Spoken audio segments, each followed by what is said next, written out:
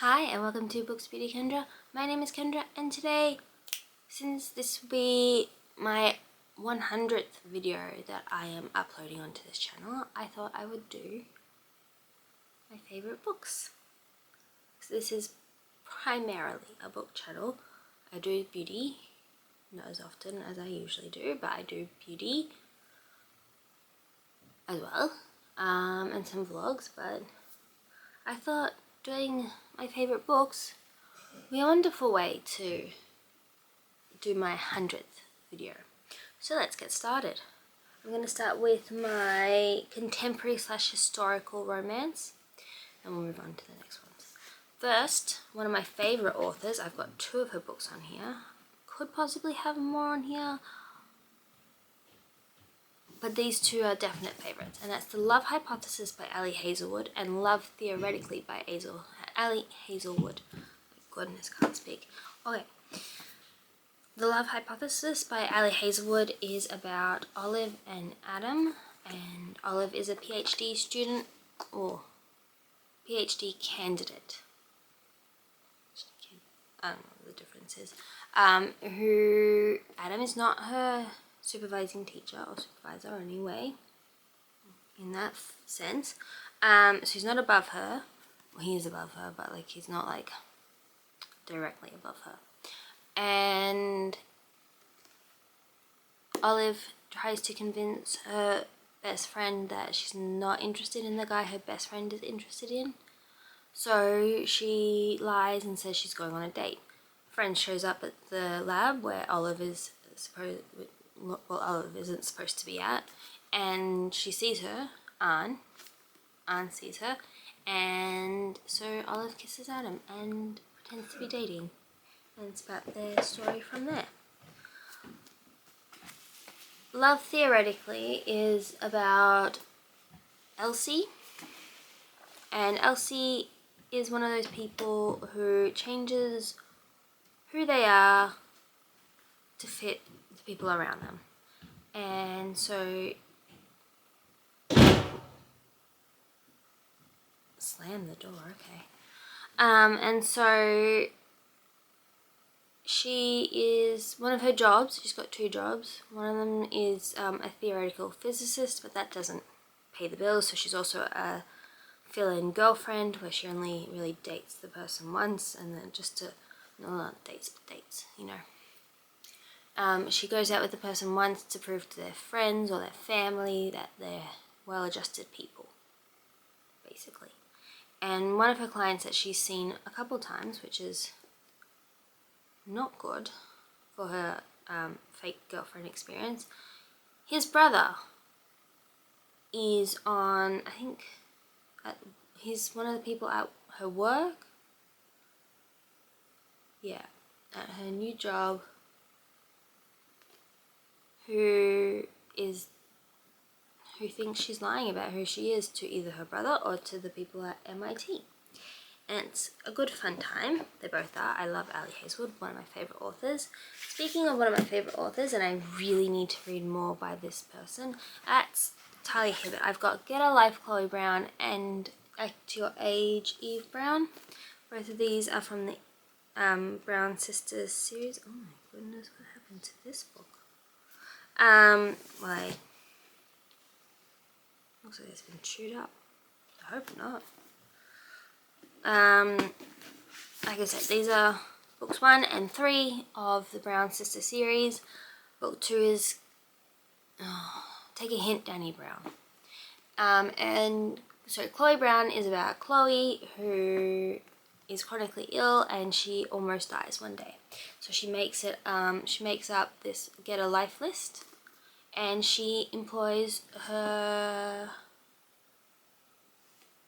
not landlord, maybe landlord, the person, the handy landlord person in her apartment complex, and to help her get through her Get a Life list.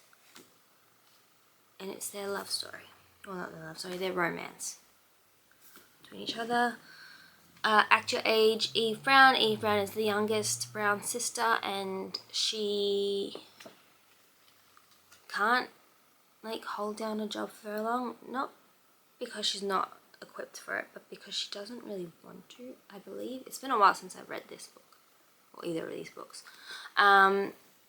So she goes in for a job interview at this B&B or inn or something like that. Yeah, B&B. And at the end of her interview, she accidentally runs over the owner. So it's their love story, romance, whatever. Then the historical romance I've got on here is The Duchess Deal by Tessa Dare. I love Tessa Dare. I've loved this series. I've only really read this series, and I'm waiting not so patiently for The Bride Bet to come out, but I don't think that's ever going to come out, honestly. Anyways, this is about, what's her name? Emma. It's about Emma, who is a seamstress and makes a wedding gown for the Duke of Ashbury's fiance-to-be, who, when he comes back from the war and is well scarred, she breaks off the engagement, but he doesn't like tell the seamstress in time to stop making the dress, so she turns up at his place in the wedding dress saying, I need payment for this. And it goes from there. And basically it's a marriage of convenience. And yeah, next stack. Oh, big stretch. Okay, the next stack is my YA and middle grade stack. Start with this one. You probably know this author. She's very famous. It's this is her contemporary work. This is Letters to the Lost by Bridget Kemmerer. This is about this girl who, I can't remember her name, Juliet.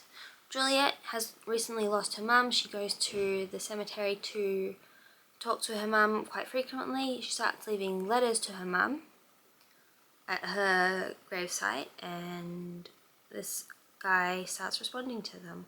His name is Declan. Yes. And so Declan, who does community service or works at the, community service, doing landscaping at the local cemetery, he starts responding to her letters. And at first, Juliet is really angry, and then it's kind of like an emotional story, but it's still a romance, contemporary romance. It's so beautiful. You should read it if you like contemporary romance, if you like Bridget Kemmerer. You should definitely read it. This next book means a lot to me, because this is like one of the first times the only time really that I've seen my like romantic / sexual identity represented in a book, and that's Let's Talk About Love by Claire Kahn. Now obviously myself and Alice, we don't look alike at all except for curly hair, but like mine's nowhere near as beautiful as hers and bouncy. I still like my hair.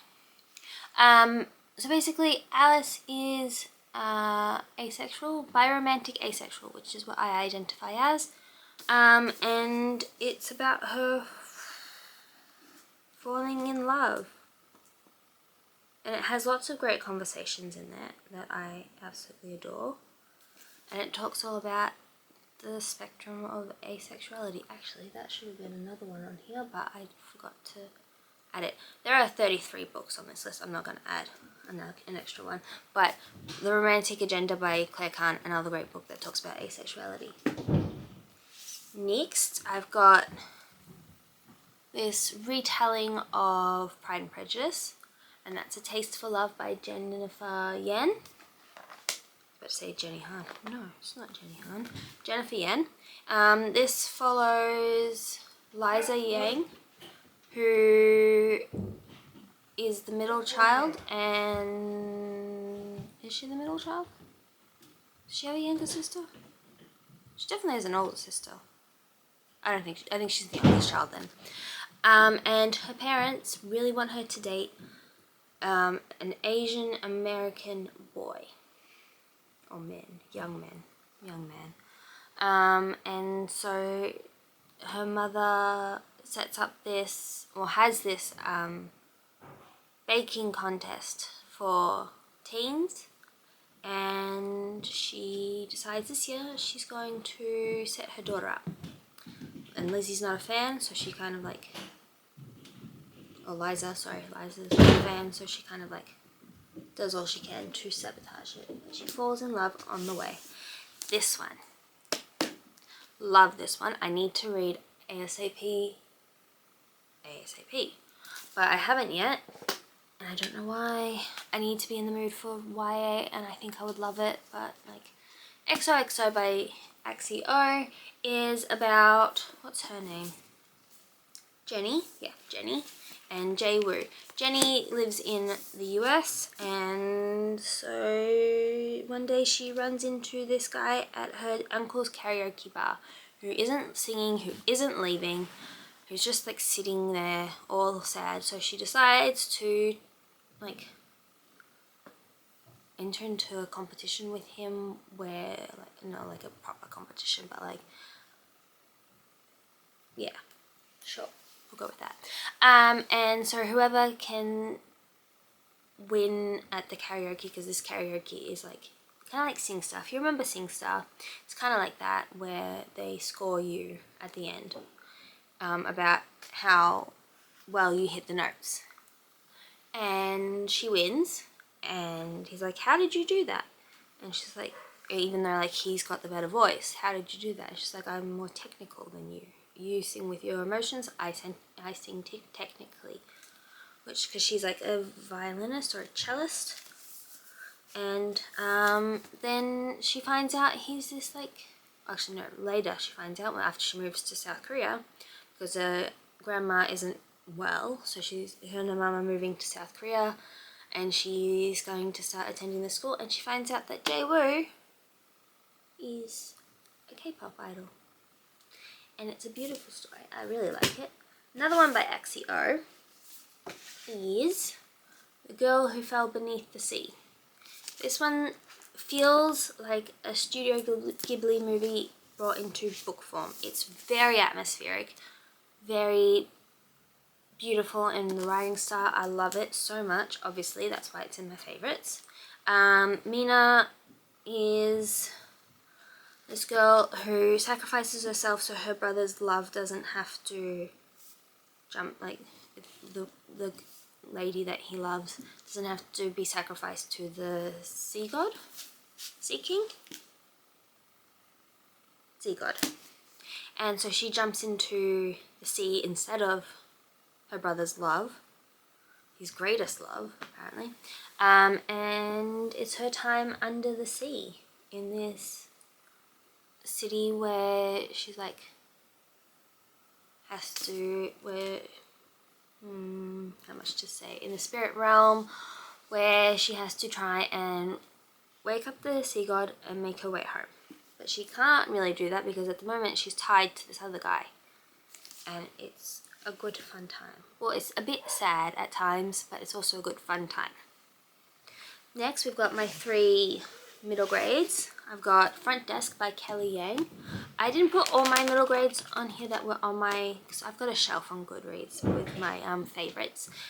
This one I decided to put up here because I do remember really loving this book. It says, Mia Tang has a lot of secrets. 1, she lives in a motel, not a big house. 2, her parents hide immigrants. And 3, she wants to be a writer.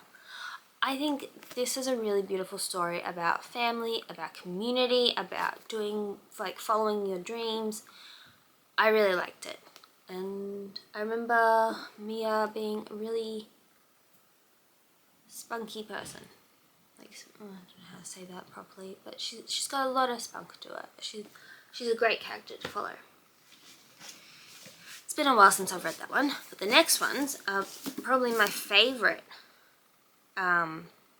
what's it called, middle grade series, and that's the Eva Evergreen series by Julie Abbey. This is the first book, Eva Evergreen, Semi Magical Witch, and Eva Evergreen and the Cursed Witch. So this is like a Kiki's Delivery Service type retelling, and it's so much fun. So she has to, when she comes to a specific age, she has to fly to another town and help them out as best she can, but she only has a pinch of magic. That's the problem. She's supposed to live there for 1 whole moon, and then she's supposed to fly home. But yeah, she only has a pinch of magic, and there's this big event that happens every few years, and it's going to happen sooner than they thought, and she has to save the town from this big event. Yeah, those are those books. Let's get into the next ones. Next, I've got my graphic novels, starting with Bloodlust and Bonnets by Emily McGovern. This is the person who does the... Oh, I forgot it was in colour. Oh, it's beautiful. Oh, probably shouldn't show that page. It's got blood everywhere. But this is the person who writes the My Secret Life, or Not So Secret Life as a background. No, My Life as a Background Slytherin. That's what it's called on Instagram. I think she also has books on it. I've tried reading her other like graphic novel. It's called 12% Dread. Sorry, it's just there.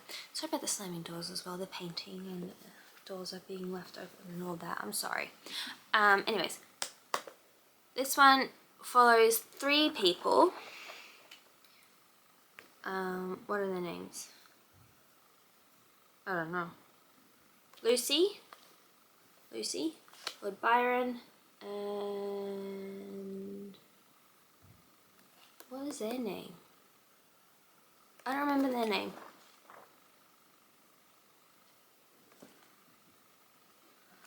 But basically, at the start, these two are bickering and bantering and all that, but then she kind of falls for this one, and they start like, but this one's very clueless and doesn't know what's going on.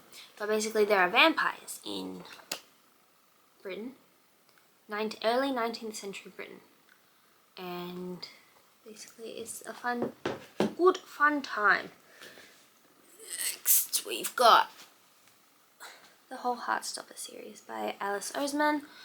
This series follows Nick and Charlie, there we go, got it. Nick and Charlie, as boy meets boy, boys become friends, and then boys fall in love. And it's basically all that within these 5 volumes. There's 6 volumes coming out this year, the 6th and final volumes coming out this year. I'm so excited but so sad, and I will be reading it as soon as possible. And the last graphic novel I've got is another, I've kind of gone down in age range. The first one was adult. Heartstopper's YA, even though it's got some tough themes in it. It's YA. And then I've got this one, which is middle grade or children's, which is the Tea Dragon Society by Katie O'Neill. I think they go by Kay O'Neill now. And this is like, again, colourful, beautiful drawings about what is the Tea Dragon Society. Tea dragons are little dragons that have tea leaves on their backs, and you have to take care of the tea dragons, and they will eventually let you use the tea leaves to brew these teas. At the back of this book, they've got the different types of tea dragons in here. I've got all 3 in the series up behind here, which you can't see. All in hardcover, and they're one of my most prized possessions. So I'm very excited about those. Next, we'll go into my Leigh Bardugo pile, and this one I have 2 series by her. First one is the 6 of Crows duology, which is 6 of Crows and Crooked Kingdom by Leigh Bardugo. Obviously, this is a heist novel. 2 of these are heist. These are both heist novels for doing different heists. Like, yeah, 6 dangerous outcasts, 1 impossible heist. It's amazing. When you can't beat the odds, change the game. Kaz Brekker, who is like one of the main characters, is very good at changing the game to beat the odds. It's like, how did you think of that? How did you think of that? Anyways, these I need a reread desperately. So I should get to it soon. I don't know. The next series I've got is the Alex Stern series. So I haven't got the actual books with me because I've lent them out to friends because I love them so much that I want them to read it. So, oh, dust everywhere. First one being Ninth House, and the second one being Hellbent. The third one, Deadbeat, comes out this year in September, so that one is also on a high priority to read list. Anyways, this series follows Alex Stern, who can see ghosts, And she joins a secret society in Yale, even though her grades aren't very good. She joins and she helps them like tackle ghost problems. I don't know how to describe it, but yeah, ghost problems basically. And she has her own mysteries to solve as well. It does dual timelines, like has like present timeline and then it go back a couple months, and even like a couple years. I think in the first one mainly. Yeah. So there's 3 timelines in the first book and 2 in the second book, if I remember correctly. So if you don't like the jumping around thing, then you probably won't like it, but it's a great series. Next, I've got my fantasy / romantasy. I only have one romantasy because I'm very picky with romantasy. I've gotten close to adding some to my 5-star all-time favorite books, which would be the Elizabeth Hallam ones, but I haven't got there yet. So we're just going to stick with the one I've got on here that I'm currently rereading, which I'm not going to get to yet.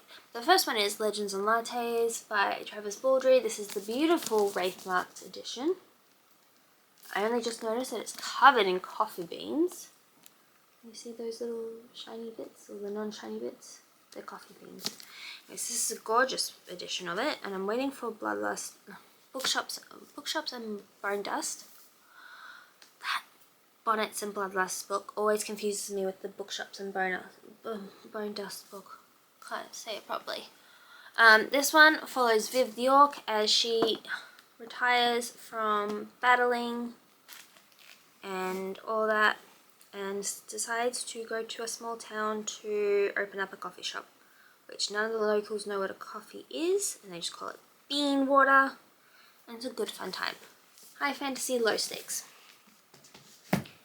Next, we've got the second 2 books in the Shades of Magic series, so not A Darker Shade of Magic. I think I only gave that one 4 stars, but these 2 I gave 5 stars, and I absolutely love them, and that is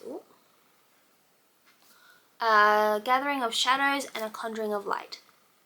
This series is amazing. There are 4 Londons, basically, or there are 4 worlds. They all so happen to have this place in the same place called London, the same city in the same place called London, and there's the same pub in the same place in all 4 Londons that exists, and that's kind of like some weird, wacky coincidence. And basically there's Kel, who is an Antari. It's not going to tell me that's the second book.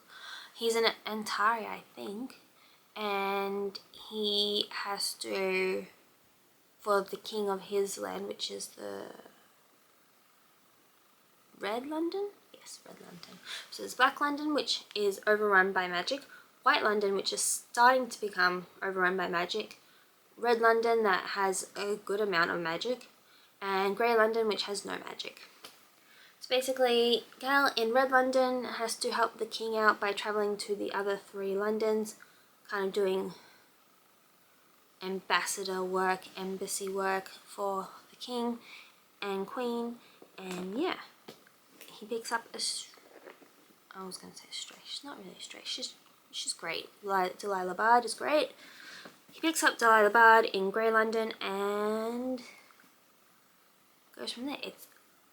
It's great. It's high fantasy and it's great. I was going to say, but it's great. I like high fantasy, so I don't know why I said that. Next is The Night Circus by Erin Morgenstern. This is probably the book I've read the most times on this list that I've made today. Actually, no, this is the second most read book. I've got one over here that I wasn't looking at. This follows Celia,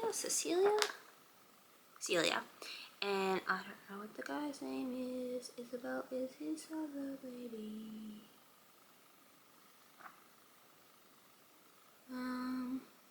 Anyways, it follows this magical circus that appears out of nowhere one day, and like a different city out of nowhere, and stays there for, and it only opens at night, stays there for like a week maybe, and then moves on to the next city. Circus arrives without warning. No announcements precede it. It is simply there when yesterday it was not. So yeah, it's a great it's also a bit sad at times. But it's a great book, and it's got magic in it. It's also a bit more magical realism than true fantasy, but yeah, I still categorize it as fantasy for me. But I love it so much. Next, this is the romantasy that I'm currently rereading for the Magical Readathon Aurelium edition, and that is The Crown of Oaths and Curses by J. Bree. I'm currently 95 pages. I've read 95 pages, so I'm on page 96. I'm still loving it. I'm still loving this book. This is about Rook and Soren. They are fated mates, but they are on different sides of the war in the southern lands. She escaped the war by traveling to the northern lands before, like, it could get to her really. It got to her family, but it didn't get to her and her brother. So she escaped with her brother to the northern lands, where they help fight in the Fates War.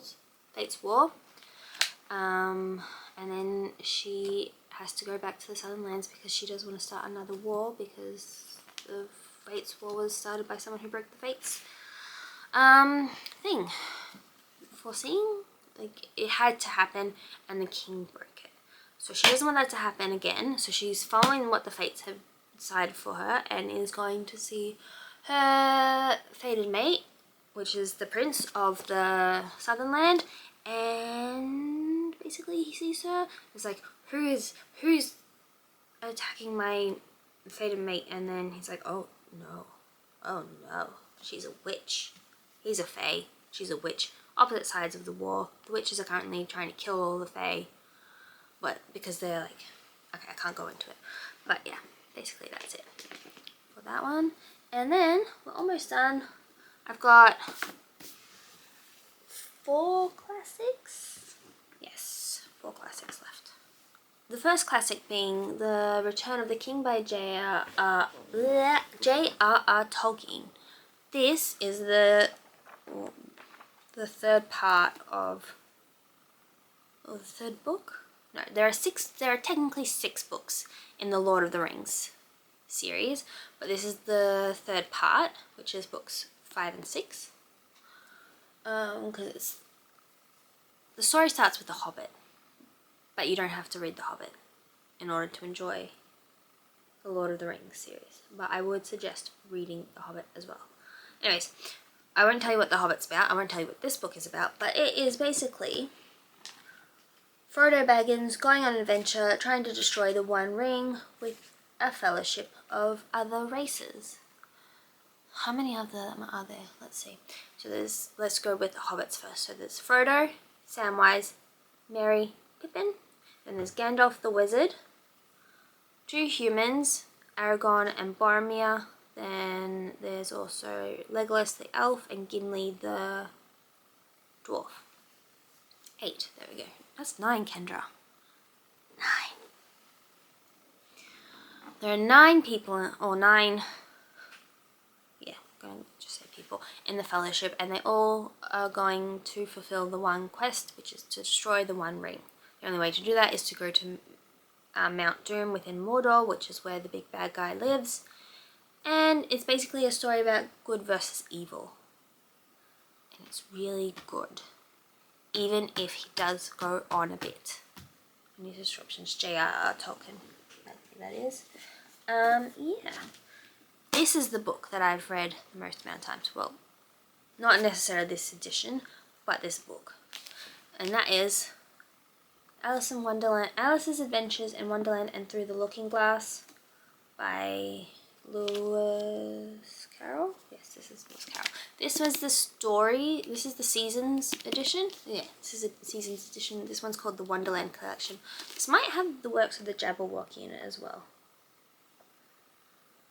I don't know. But yeah. Pretty. Anyways. I love this book. This used to be my favorite book of all time. I don't know if it still is, but it's pretty close if it isn't. I don't know what I would classify as my all-time favorite book anymore.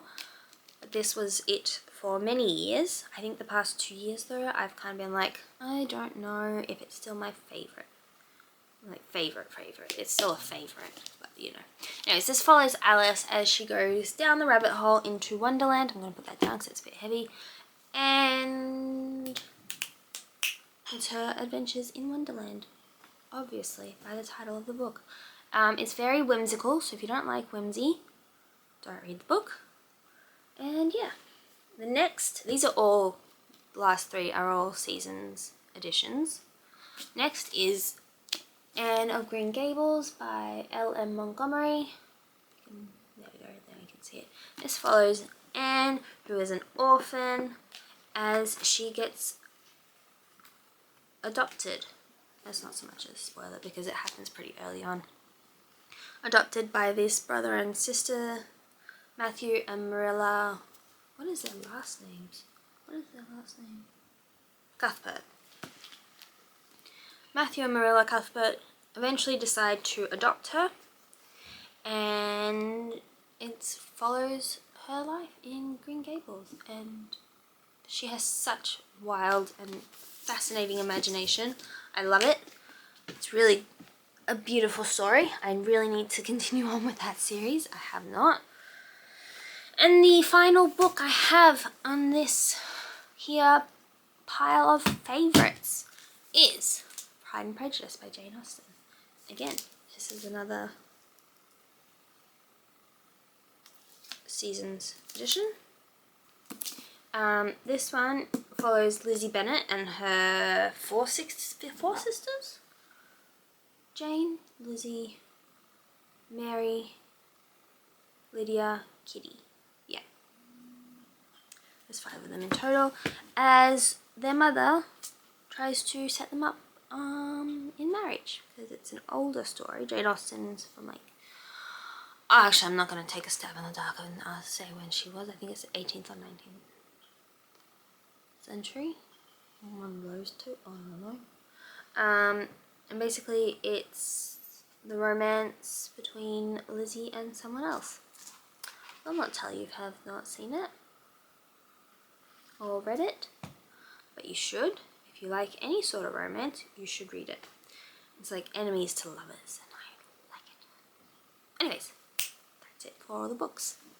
They were the 33 favourite books that I have on this list. I have like 4 other favourites, but I'm not including them on here because like I have not read them or thought about them in a long time, and one's like a book we don't talk about. Just because it holds so much nostalgia and stuff, but I'm not going to reread it anytime soon. But yeah, 33 books on my favourites list. If you've made it this far, thank you so much for watching this video. And yeah, thank you if you've been subscribed to this channel. Thank you. I'm going to continue on. This is not me saying goodbye. This is just me saying thank you. And thank you for sticking around for 100 videos. If you've been here for that long. Anyways, if you made it this far into the video, shouldn't do that, apparently. Leave me a snake for 9th house.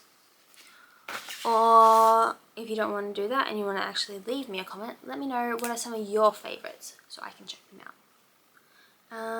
Or your favourite books. And also let me know if I should do favourites of any other category. So not just books, could do something on beauty as well. Yeah, that could be fun. Anyways, if you made it this far into the video, please consider liking, commenting, subscribing and all that jazz. I shall see you in the next one. Bye bye!